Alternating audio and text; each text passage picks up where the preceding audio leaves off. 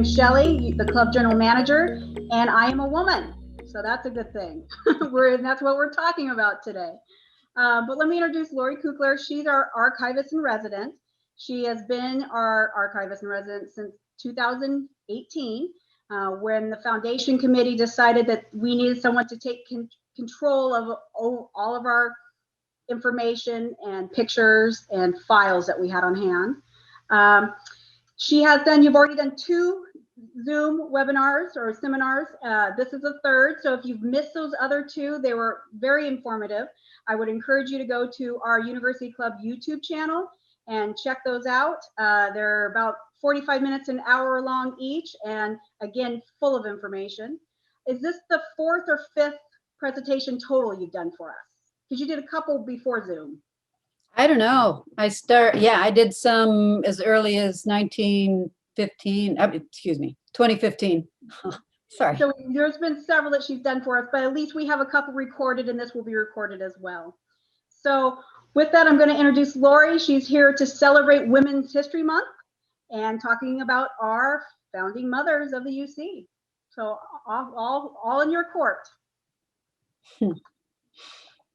All right. Are you able to see the screen that I have here? Not yet. Doesn't look Okay. like we have it up yet. All right. Okay, so this is about before I share it, it is about the founding mothers, but it's really important to realize that there is very little said about the founding mothers, but there was quite a bit done by the founding mothers. So what I mean by founding mothers is there was the Women's Auxiliary at the University Club, and that auxiliary consisted of spouses primarily, and the occasional older daughter of the University Club. And, as families aged, more and more of the daughters were involved. And then, of course, they would bring in husbands if possible. And so the founding mothers of the University Club consisted of basically the founding families of the Portland area. And so what's interesting about the club, and we talked about this before, so I won't go into it for great length, and that is that the Women's Auxiliary was on the bottom floor of the University Club.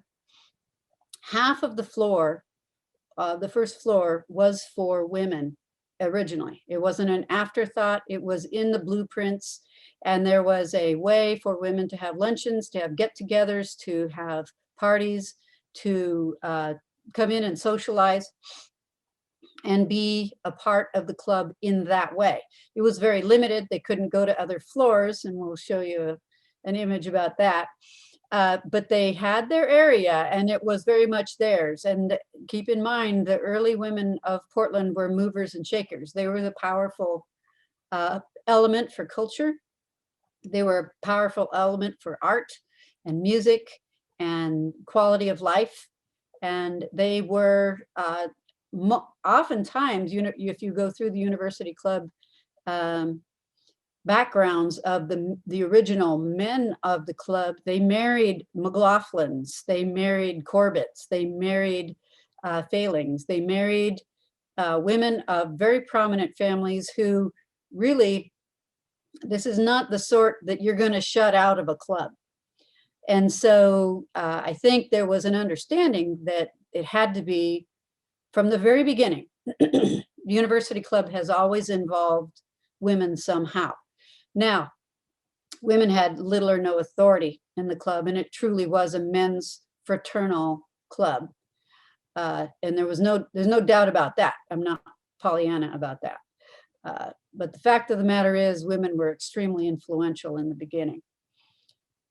You have to back up a little bit, though, to know that in order for women to be influential, you have to have, in that era, you had to have men who allowed women to be influential. So we're going to start with that. We're going to start with the fact that we had men who were ahead of their day involved in the University Club. Okay, so what we've got here is we're going to talk through how we got to the place where women were involved. And that starts primarily with this president. You see President Robert Treat Platt. He is a very concerning, you can tell by his face that whatever you're assuming about him when you see his face, you're absolutely correct. Very discerning, very thoughtful, very opinionated.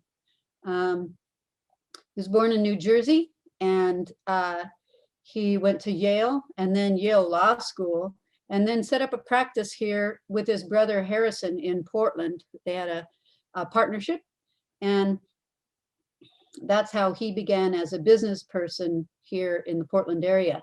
In 1916, he organized the Bankers Lumbermen's Bank as a lawyer, and then kind of transitioned into the banking industry by way of his expertise in law. And then when that merged with US National Bank, it made him general counsel for US National Bank. So he's a very influential, extremely respected business person in the Portland area of his day. He was always referred to by his first and middle name in writing, but he was affectionately known as Bob to his friends and associates. He served the UC as president for 6 terms, beginning in 1903, then in 1916 and 17, finally in 1932 and 33 and 34. Now, if you know anything about history, those are some pretty tough times. So when people really needed someone who was going to be a stabilizing force, they asked Platt to be the president. Those were the most traumatic periods of the club's history, quite frankly, unless you want to count now this period of our current pandemic as being traumatic. And I think probably the people back then would say, yes, they would probably agree with me if I said that this pandemic we're experiencing right now has been very difficult for the club, if not traumatic. But we're going to make it, just so I make that clear. So this piece was from an interesting autobiography written about the club a few years ago by Jeff Banks.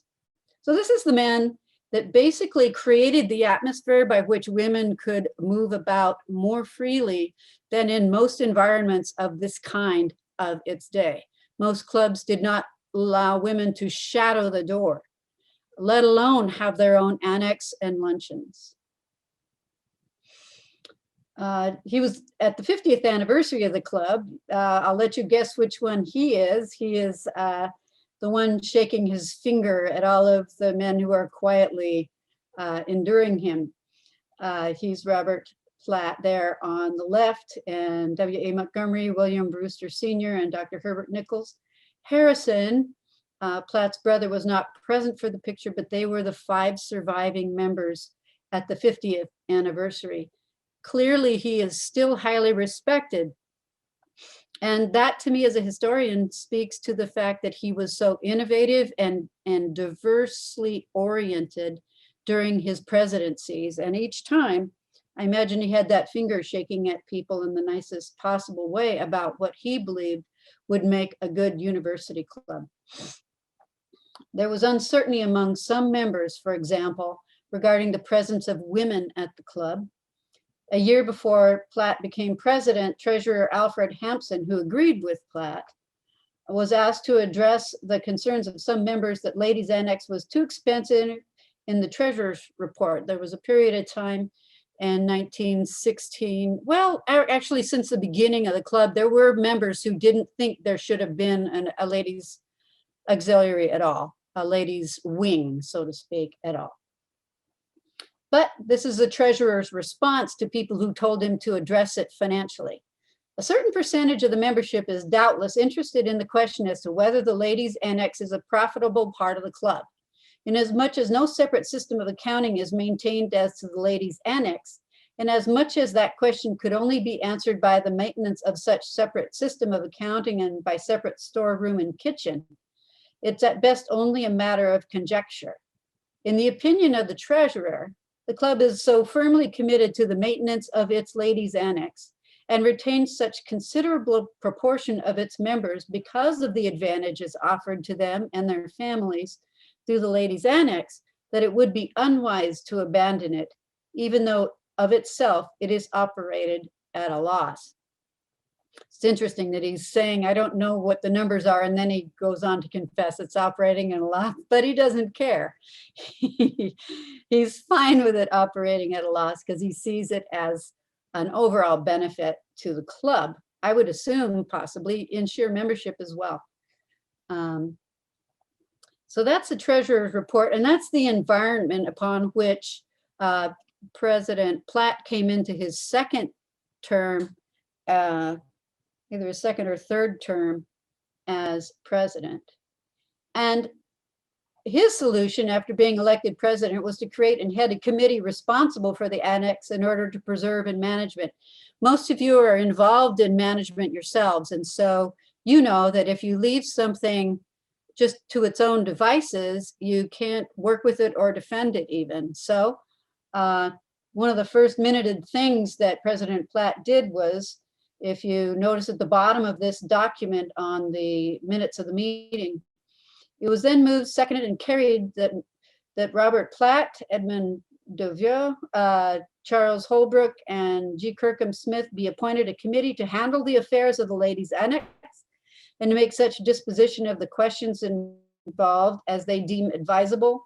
And that said committee be given full power and authority to act in all matters, including the expenditure of money to carry any arrangements decided upon by said committee. So in other words, Platt's answer to the rest of the club was, okay, I'll run the Ladies' Annex. I will oversee it. I will create a committee. Other people will help me with it. And so basically sealed the deal. It wasn't going away. And that it would take a pretty serious amount of unanimous support for this kind of minuted activity to occur. So I think we can safely think that by and large, people wanted the Ladies' Annex. It wasn't an afterthought. It was part of the fabric of the university club.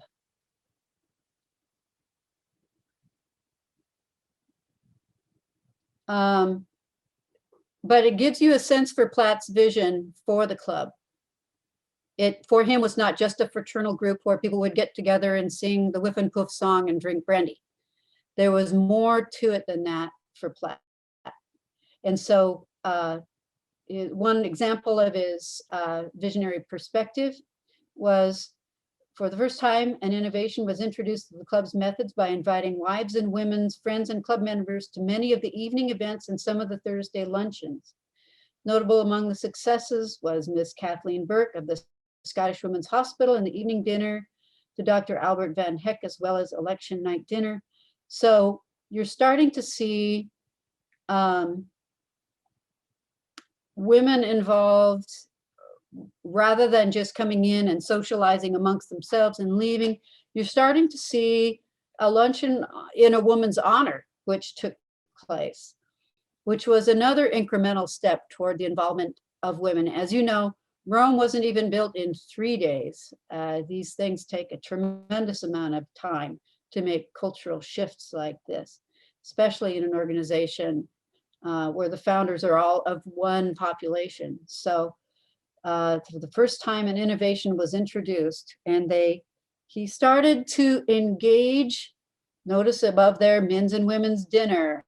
He started incorporating activities where women were coming along. I did some research, not a lot of research, into the Platt's family, and the Platts had strong women all the way back to when Mr. Platt's grandfather was governor of New Jersey. So it's encultured within his family and his brother's family that women were very much a part of everyday life and decision making.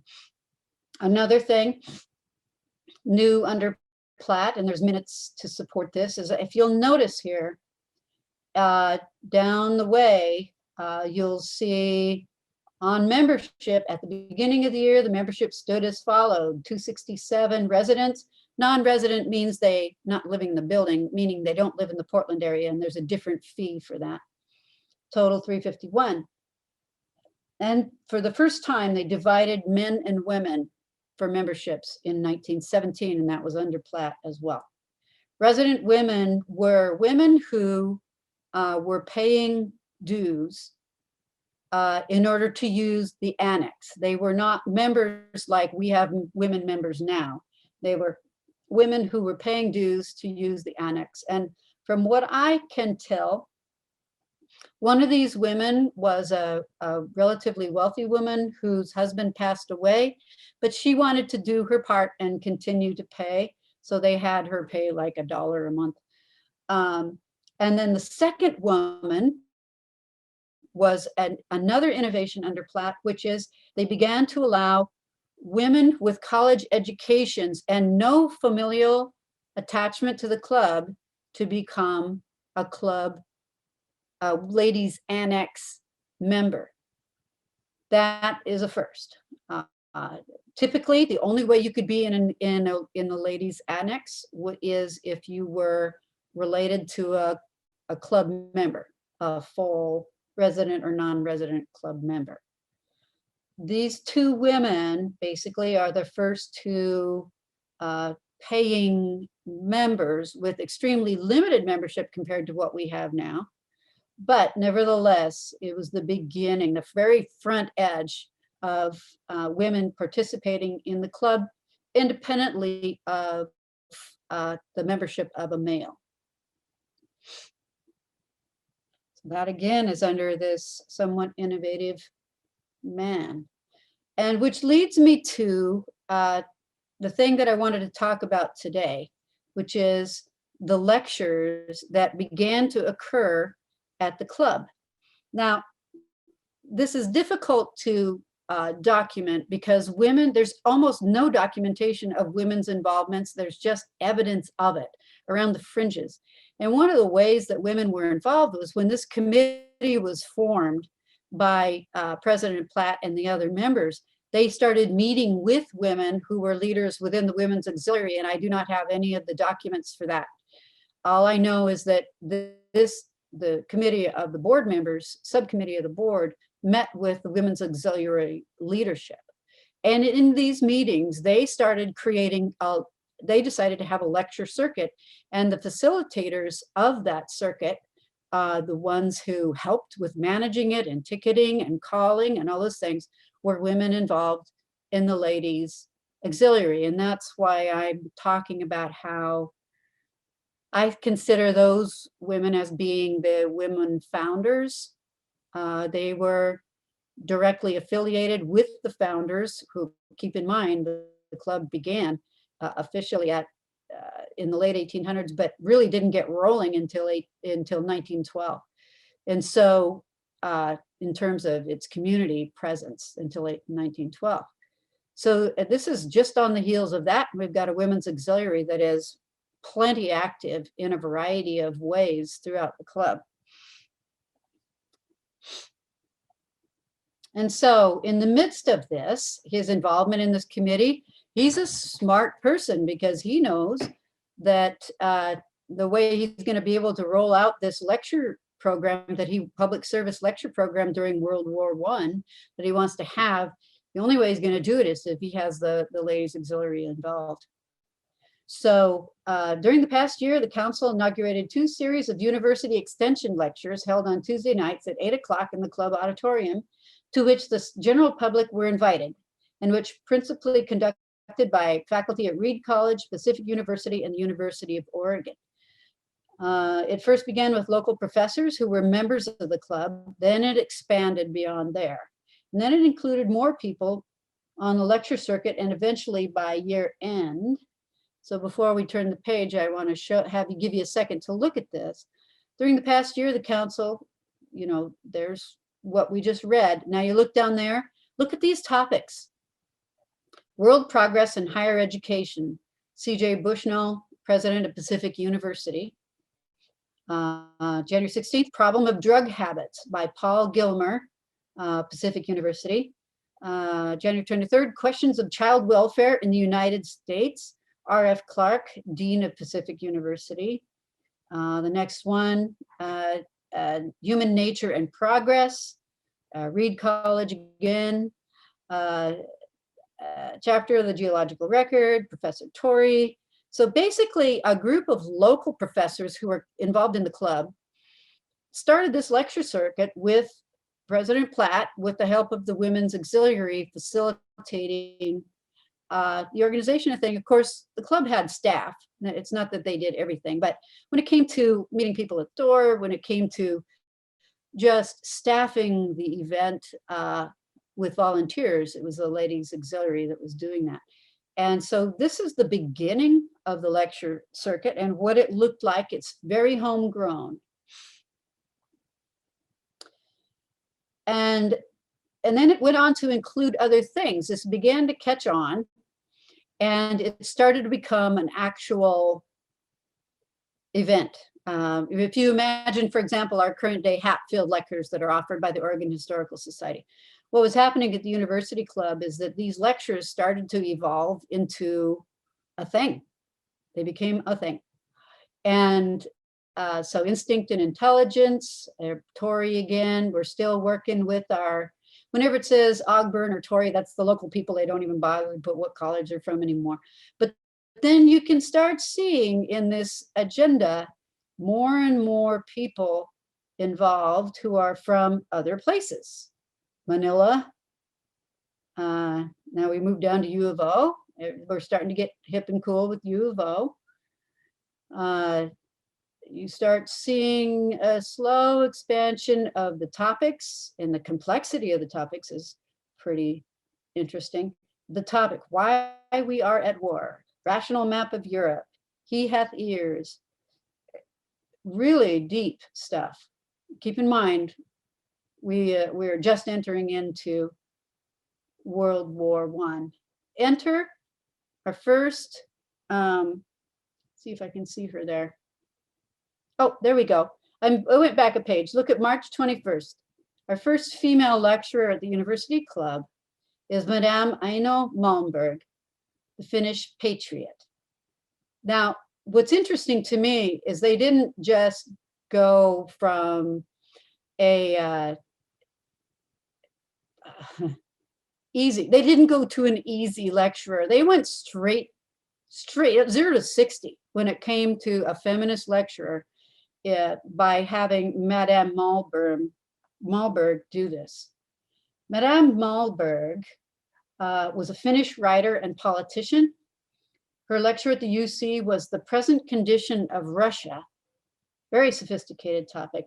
She was a Finnish patriot and a suffragette for the getting the women's vote in Finland, and a novelist and an educator, and it goes on and on. Very sophisticated lecturer. And this is a pamphlet she wrote. She looks very serious in this pamphlet, doesn't she? She had to leave Finland in 1910 to England because of her participation in the fight against the Russian government and her work for women's suffrage. She represented the Independent Labor Party at the 8th Congress. And in 1910, she returned to Finland upon the country's independence in 1917, just after her lecture circuit on the west coast of the United States commenced, and more specifically, just after speaking to us at the University Club. So one of our most renowned international lecturers was a woman, and it happens the first woman to speak at the club in this lecture series that was put on by President Platt, of course, and other University Club members who were very much interested in this kind of intellectual participation. So what we're going to do is we're just going to, this lecture circuit went on, but this is an example of the window into the influence of the Ladies Auxiliary. Little or no documentation is available to me, but as you know, there's a snowball's chance in Havana that these, there isn't a snowball's chance in Havana that these women weren't put on this lecture circuit without the request of the Ladies Auxiliary. It had to have been so. And I did research many of the women that were involved in the early club, and a good number of them were very much involved in the women's vote movement, which could be an entirely different presentation. And so to have our first female lecturer at the club before women could even be members be a suffragette is pretty extraordinary as far as I'm concerned. Our next female lecturer. So this lecture circuit went on into the next year. So during the past year, the Council and Entertainment Committee have continued the wartime noon lunches, and the series has been a great success, more firmly than ever establishing the University Club in the estimation of the community as a force in patriotic and intellectual effort in the life of the community. To all these addresses, women have been admitted, and we have intended to the membership of the Arlington Club a notary invitation to practically all of them. The attendance has been most gratifying in several instances to the fullest capacity of our accommodations. For the purpose of making a permanent record, a list of these lunch speakers and their subjects is as follows. So our next woman lecturer is Miss R.S.M. Emmerich, and I have very little information about her, and it makes sense. She was a very, very humble missionary in Turkey and Armenia, and simply just went there and did her humble work, but was also similar to a Mother Teresa personality. She lectured in order to earn money for her causes. So you only could hear about her by way of her causes. Here's so all I can find on her is doesn't talk about herself, other people talk about her. She was a missionary of the Congregational Church to Armenia and Turkey. Here's an article I found on her. War relief workers in Oakland to meet. The Oakland branch of the Commission for Aid, Civil and Military Belgium and France will meet at the Hotel Oakland Friday. Dr. F.W. Clampett will tell of the conditions as he found them in Free Belgium and France, and will show 100 slides of war scenes. Miss R.S. Emmerich will tell of conditions existing in Armenia and Turkey, and Miss Goldie Hulen will sing. So basically, this is a post-war-ish group of missionaries that worked throughout France and Belgium, helping the people there to recover from a devastating war. And so she came to the club, she was invited to the club to speak to us about what she saw and what is needed. The only other evidence I found of her, and it's really tough to find, was that she came in on a steamer in Paris, and that she spoke at other situations. And so one of the things that really gives us a window into her personality, we are informed by one of the company that instead of being in any sense panic-stricken or worried, these missionaries were calm and confident that God's kingdom is sure to prevail against all forces of cruelty and greed. Of course, these missionaries bring many stories of what they have seen and heard, although they are characteristically reticent concerning their own noble part in allaying strife and ministering to the bereaved and desolate. So I think it's pretty obvious why I'm having a hard time finding any information on Miss Emmerich. Is because she doesn't talk about herself, she just does things and tries to get people to help others. In stark contrast is Marguerite Crockett, our third lecturer in 1918, that was a woman. She is a fascinating character, one of those ones someone should write a book about. October 10th, she spoke to us, and the title of her lecture was Experiences at the Front in Connection with Her Work in the YMCA and American Fund for the French Wounded. So once again, she was involved, but at the same time, she was charismatic and liked bringing attention to her causes. She enjoyed that a great deal as well, which is fine. She was born in 1878. And she graduated from a women's medical college. So she's a medical doctor. She was a resident physician and then did her specialty training in ophthalmology. And what she ended up doing was, because opportunities for women were not what they are now, back then, she participated in the 38th National Archery Association tournament at the Hudson County Park in Jersey City as a kind of a spectator participant, but then before entrance into the United States and the world, she started a female ambulance driver group with Hope Butler for the 20th French Army Corps, where they served in Serbia. So this is one of our lecturers. I wish I could have been there. She moved back to Cooperstown, New York in 1919. She lived with Marjorie Jackson, and together they operated an antique store and started in 1922. She died in 1954. But fascinatingly, she was, some of you may have heard of Hope Butler. Hope Butler was the premier angel in France and Belgium. And Hope Butler and Marguerite Standard Crockett, they were partners together, organized the first American ambulance unit driven by women in the French army. They wore uniforms as French soldiers that were housed with them, but later they joined the Red Cross in Serbia and built a canteen as part of the women's division of the YMCA, which is when Ms. Crockett came to speak with us. She came to speak as representative of the YMCA, and speaking of what was happening with that. After a few years in Europe, both Crockett and Butler returned to the United States and went on the road to give lectures on behalf of the Liberty Bond Drive. And once again, one of the people who spoke with us. It's difficult to really nail down how the early women of the University Club managed all of this, because I have very few documents.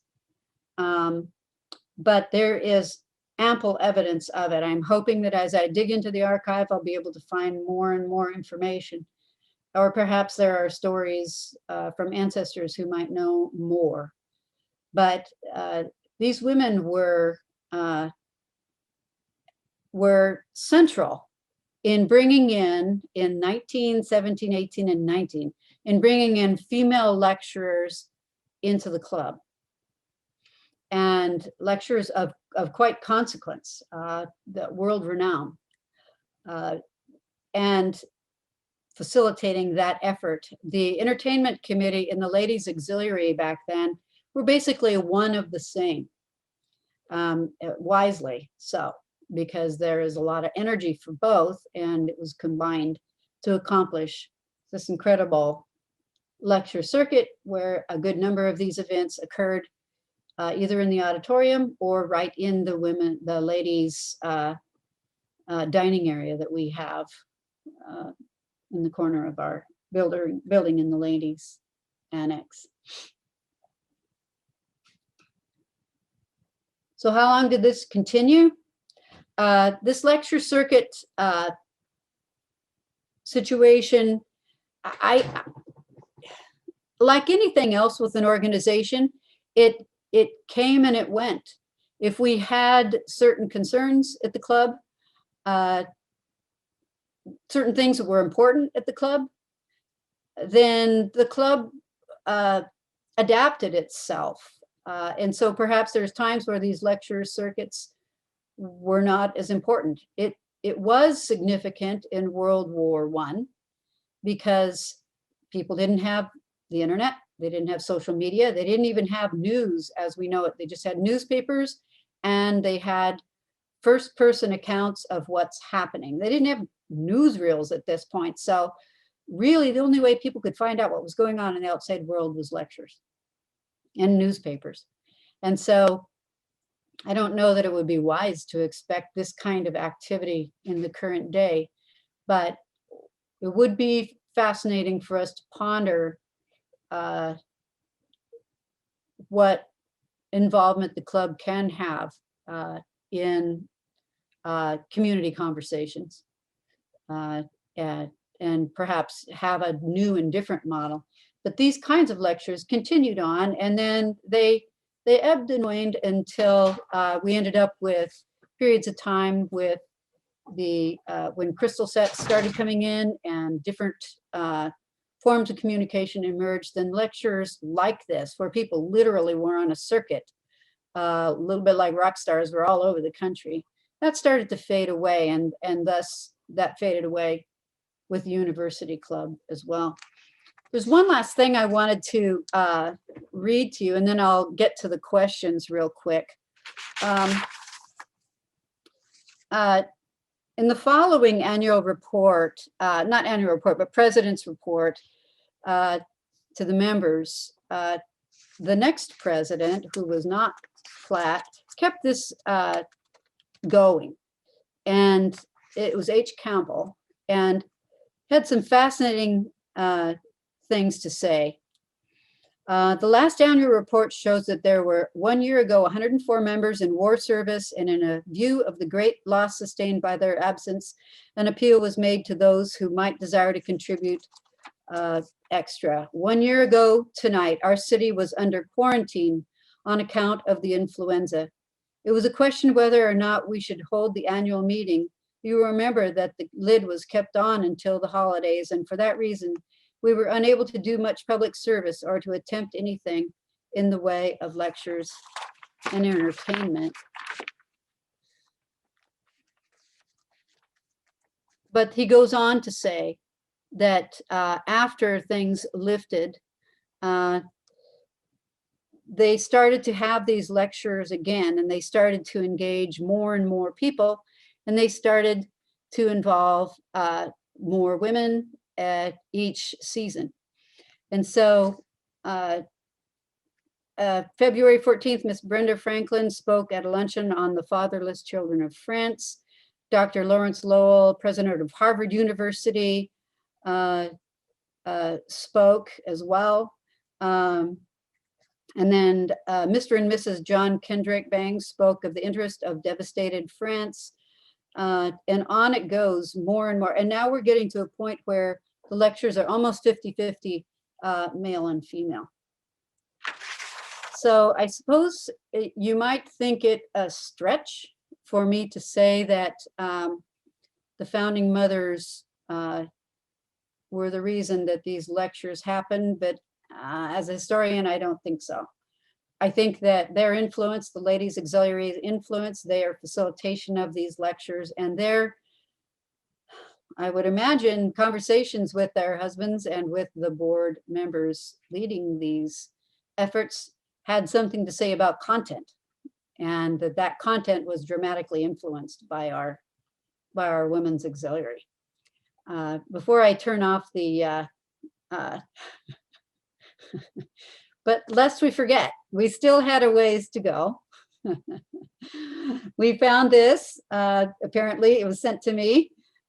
We found this behind the wall of the elevator, ladies not permitted above the second floor. So yes, the Women's Auxiliary was active. The founding mothers and daughters of the club were very active, involved in the activities they were allowed, but still they were not allowed in a good many things as well.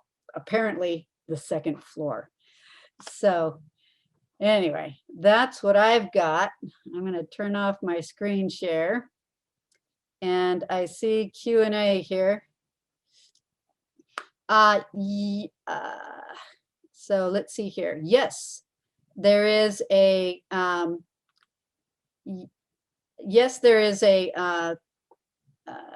roster, but unfortunately, I haven't found a roster of the early Women's Auxiliary yet. I have one that was started in the 1930s that can date back because it does list when women started in the auxiliary. So that could be entered into a spreadsheet, and we could get a sense for that. The rest would have to be researched based upon who the members were, who their wives were, and doing a really deep newspaper search for activities and participation. I cannot think of any other way of doing that. I've tried to figure out, this is a good question, I've tried to figure out how to dig up who the founding women truly were. I know who men were married to, but whether or not they were involved in the auxiliary, I do not know. Which room was the auditorium you've mentioned? The large dining room is the auditorium. The large dining room is the auditorium. And some of the lectures occurred in the auditorium. It just depended. It depended upon whether or not, what the attendance was going to be. And some of the lectures were geared for only the women's groups as well. And if only the women attended, then they were held in the luncheon room.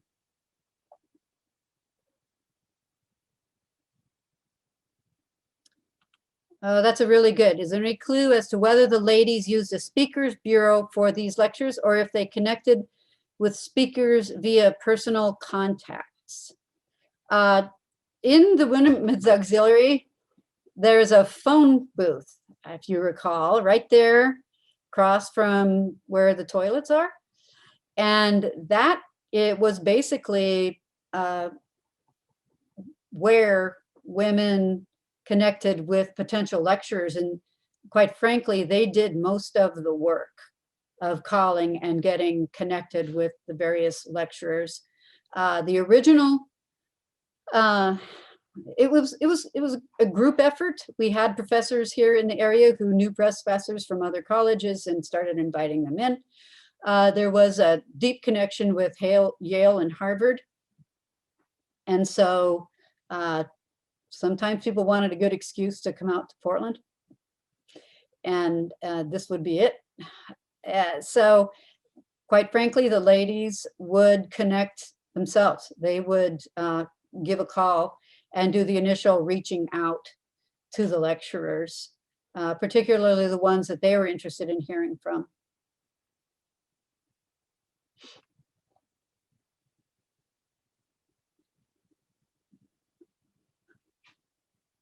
Okay, Kay has a really good question. When did the women organize? Was there a president and who?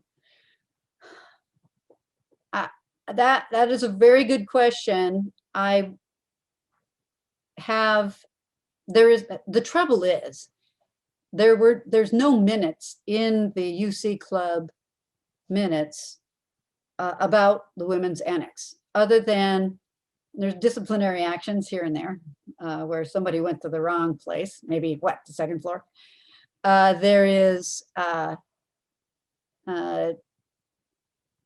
few moments where they talked about in the minutes about if a husband was removed, would his wife have to be removed from the club too if she was a good citizen?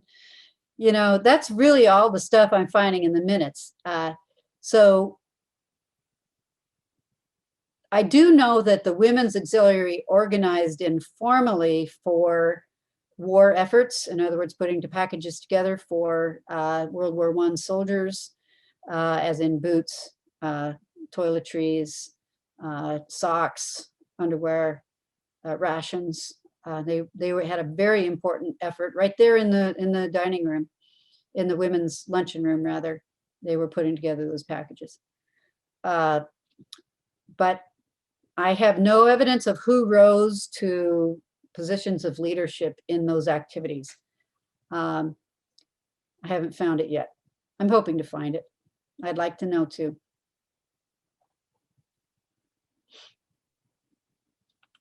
Any more questions? Oh, is there one?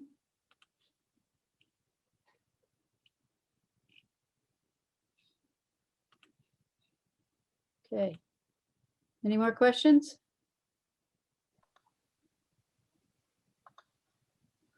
Well, I'm going to pop on here. That was really a wonderful presentation. Learned a lot. So when we have people say, when was the first woman member? I mean, we do know that Claudia Brown, who is still a member to this day, is our first voting woman member, I guess is the way we can say that. Right. And that was in 1984. So 1984 is when we had our first full woman member in the club. So is it safe to say, if somebody asks when was the first woman member, we can say 1917 in a roundabout, because they did pay, but it was just in a different location. I think the way to say it would be the Women's Auxiliary member. Mm-hmm. You know, because for example, in American Legion, there's a women's auxiliary, right? In the early on, when there were the wives of service people formed what's called auxiliaries. And that's why we call it the ladies auxiliary. It's basically originally a connection to the male member of the club. And so people were members of the auxiliary. And there were dues for those who were not connected to a dues paying male member. And so it is roundabout. It's not even remotely a full member. It's a meaningful kind of membership, and it has a historical value, and it had value to the club in its day. But I think that it's a bygone way of doing things. So it's pretty much safe to say that even back in 1917 early, that we were forward thinking as far as when it came to inclusion. I believe so, because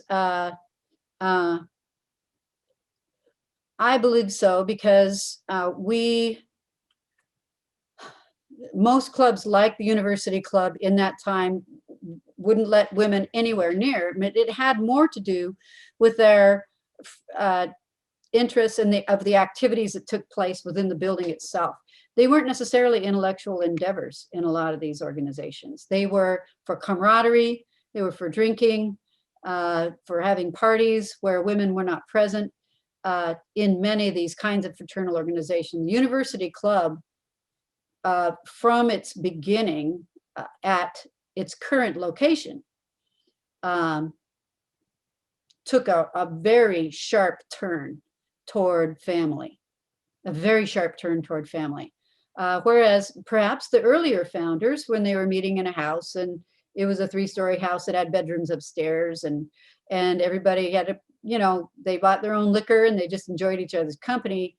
That was a different organization than the one that emerged in the mid-teens of the 19th century, of the 1900s rather. So yes, it is different. The University Club is different, and I think the fact that it isn't just a Harvard club or a Yale club. It started out thinking, okay, we got to have some diversity here because there aren't enough Harvard people in Portland to do anything. And so they had to be tolerant, so to speak, of even the places that they had fought tooth and nail in football and some of the games when they were on the East Coast, the places that they despised. Here they were having a drink with them on the other side of the country. And so I think there's just a certain softening that must have occurred. So I have a question here. What part did Platt's wife play? That's a really good question. I tried to find out more, and I did find some women who are by the name of Platt. I didn't find in the amount of time I devoted, I'm sure it's out there, any particular role of Platt's wife. I would be very curious about that myself. I found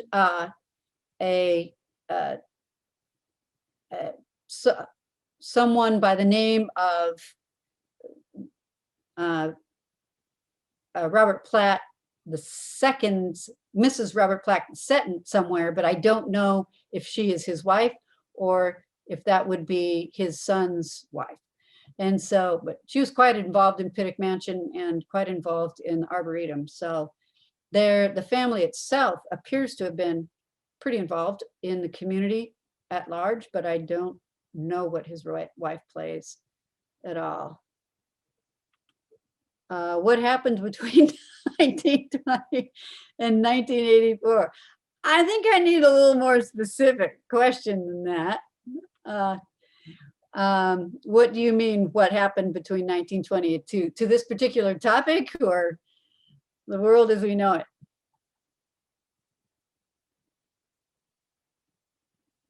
How is it that it changed from having women involved in that way to now, perhaps?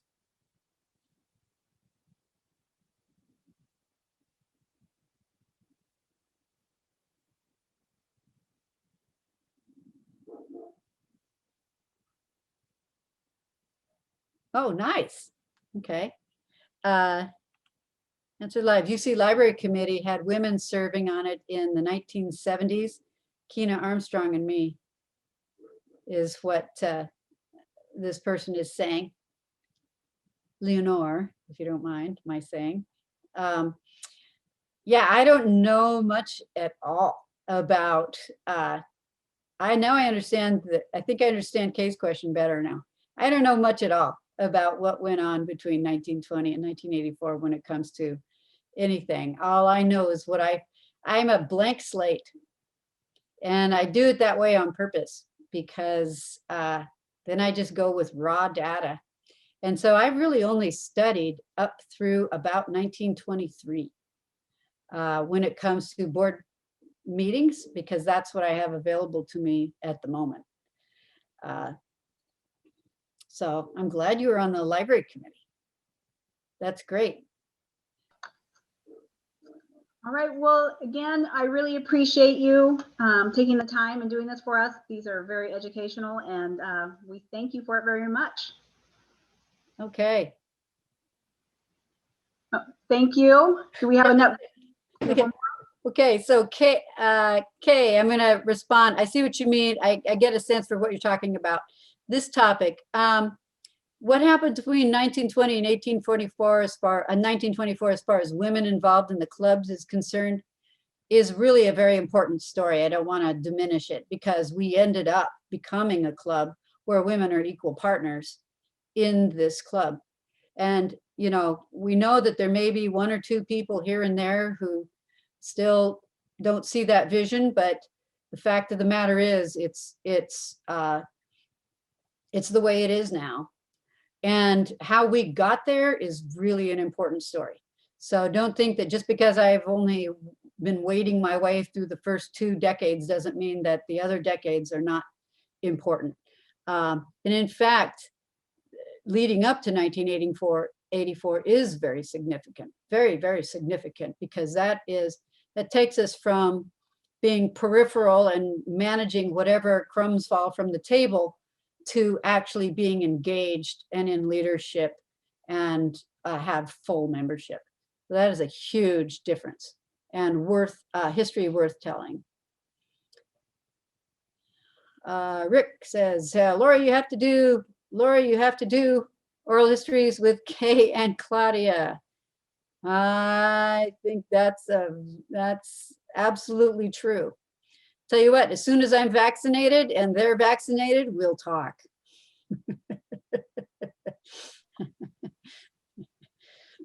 Well, perfect. Well, we look forward to having your next presentation. They're always great, and I appreciate everybody taking the time out this evening.